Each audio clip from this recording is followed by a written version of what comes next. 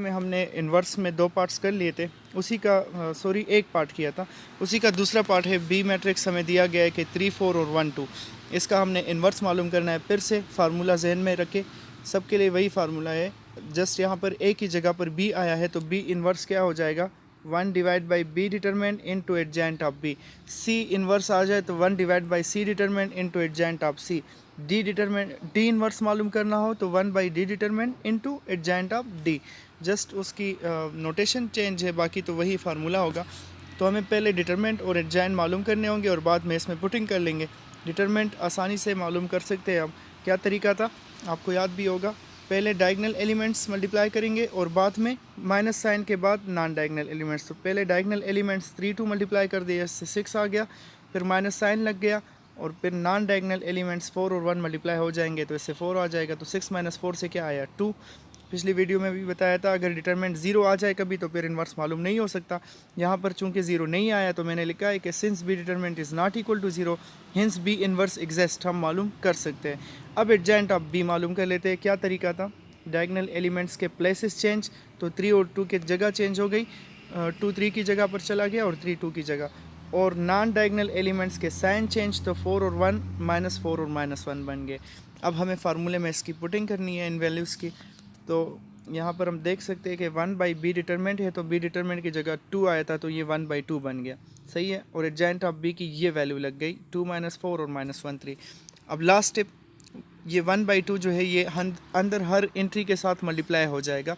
यही तरीका होता है किसी नंबर को मैट्रिक्स के साथ मल्टीप्लाई करने का। लेकिन चूँकि ये 1 बाई 2 है ना, तो 1 बाई 2 को कैसे मल्टीप्लाई करेंगे, मतलब हर एंट्री को 2 से डिवाइड कर लो, सिंपल सी बात है। तो यहाँ पर 2 डिवाइड बाई 2 पहली एंट्री हो जाएगी, दूसरी -4 बाई 2, यहाँ पर -1 बाई 2 और यहाँ 3 बाई 2। तो 2 बाई 2 से आ गया 1, -4 बाई 2 से आ गया -2 और -1 बाई 2 3 बाई 2 सिम्प्लीफाई नहीं हो सकते। तो हमारा जो बी इन्वर्स है वो ये बना। ठीक है, आप एक बार फिर इसको देख ले पूरे प्रोसेस को। इस क्वेश्चन को हमने क्या करना था, पहले डिटरमिनेंट मालूम किया, फिर एडजेंट मालूम किया और फिर फार्मूले में पुटिंग कर दी। जस्ट सिंपल सा काम है, कोई मुश्किल नहीं है इन्वर्स मालूम करना। ठीक है, थर्ड और फोर्थ पार्ट आप लोगों ने करने, फिफ्थ नंबर पार्ट भी मैं करवा रहा हूँ। इसमें हमें आइडेंटिटी मैट्रिक्स दिया गया है, ये आप पहले से जानते हैं। आइडेंटिटी मैट्रिक्स के बारे में मैं आपको बता चुका हूँ काफ़ी सारी बातें।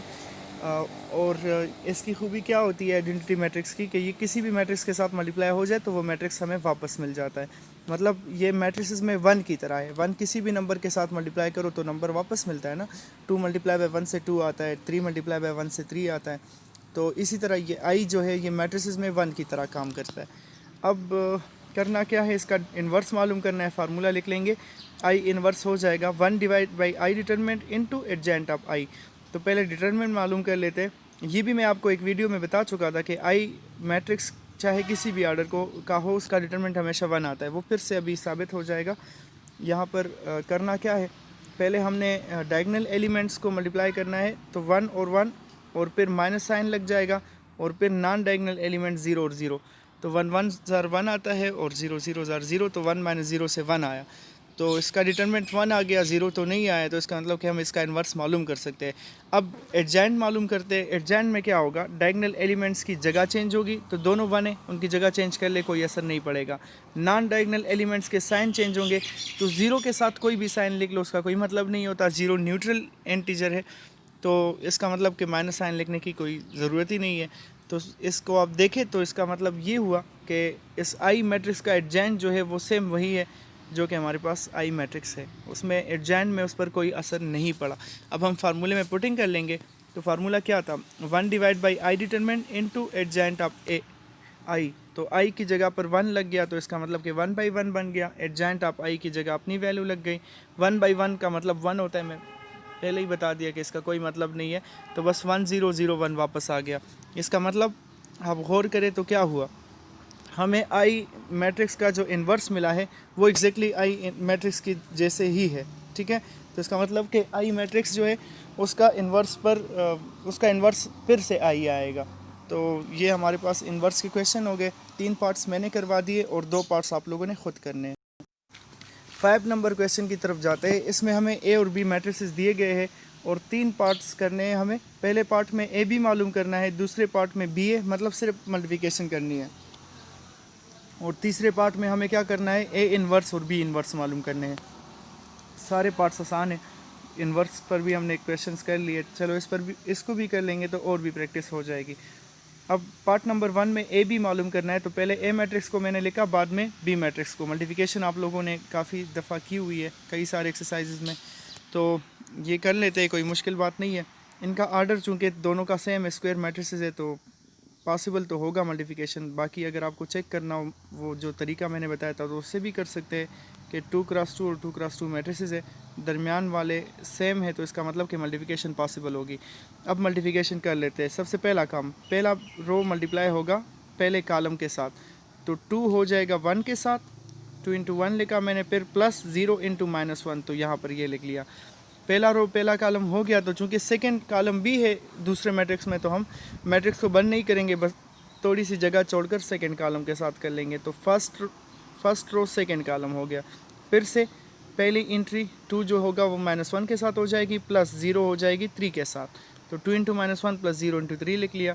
अब चूंकि कोई और कॉलम नहीं है तो मैंने मैट्रिक्स बंद कर दिया और आ जाएंगे अब नीचे सेकेंड रो में। तो सेकेंड रो फर्स्ट कॉलम -3 1 के साथ और 1 -1 के साथ, ये मल्टीप्लाई हो गया। फिर थोड़ी सी जगह छोड़कर सेकेंड रो सेकेंड कॉलम, तो -3 -1 के साथ प्लस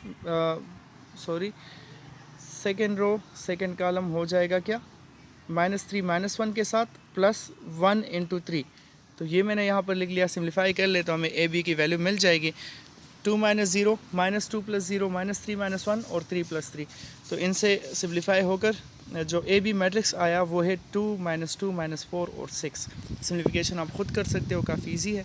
तो ये ए बी मैट्रिक्स हमने मालूम कर लिया ए और बी की मल्टीप्लिकेशन से। पार्ट नंबर 2 में हमें क्या करना है, बी ए मालूम करना है, तो वो मालूम कर लेते हैं। मतलब इस बार पहले बी मैट्रिक्स को लिखेंगे और फिर ए मैट्रिक्स को लिखेंगे। तो इसको आप थोड़ा सा देख ले, कुछ इसमें मुश्किल नहीं है। अब सेम वही तरीका होगा, फर्स्ट रो फर्स्ट कॉलम, फिर फर्स्ट रो सेकंड कॉलम, इसी तरह second row first column into second row second column, तो लास्ट में हमारे पास बी ए मैट्रिक्स बी मालूम हो जाएगा। आप लोग इसको देख ले, थोड़ा सा वीडियो को पास करके और ख़ुद ट्राई करें, ठीक है। मैं थर्ड पार्ट की तरफ जाता हूँ। इसके बाद में देख ले तो हमें क्या करना है, थर्ड पार्ट में ए इन्वर्स और बी इन्वर्स मालूम करना है, सही है। तो ए इन्वर्स के लिए फिर से वही फार्मूला के ए इन्वर्स बराबर होगा 1/a determinant into adjoint of A. इसको मैंने इक्वेशन 1 कहा। सबसे पहले ए डिटरमिनेंट मालूम कर लेते। ए मैट्रिक्स क्या था, 2 0 -3 1 था। तो पहले क्या होगा, डायगोनल एलिमेंट्स मल्टीप्लाई होंगे, तो 2 1 के साथ वो मल्टीप्लाई हो गए, फिर माइनस और फिर नॉन डायगोनल एलिमेंट्स, तो -3 0 के साथ, तो 2 1 ज़ा 2 आ जाएगा, 0 के साथ कुछ भी मल्टीप्लाई करो 0 आ जाएगा। तो ए डिटरमिनेंट हमें क्या मिला, 2।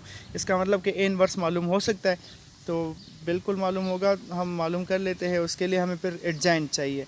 तो एडजेंट में क्या होगा, डायगोनल एलिमेंट्स के प्लेसेस चेंज हो जाएंगे, तो 2 और 1 के प्लेसेस चेंज कर लिए मैंने, और नॉन डायगोनल एलिमेंट्स के साइन, तो 0 और -3 के मैंने साइन चेंज कर दिए। तो 0 का साइन चेंज करने का कोई मतलब नहीं होता, 0 न्यूट्रल है, उसके साथ कोई साइन नहीं लगता, तो बस 3 का साइन चेंज कर देंगे, -3 की जगह +3 बन जाएगा। तो एडजेंट भी मिल गया, तो हम फार्मूले में पुटिंग कर लेते हैं। फार्मूला क्या था, A inverse is equal to 1/a determinant into adjoint of A.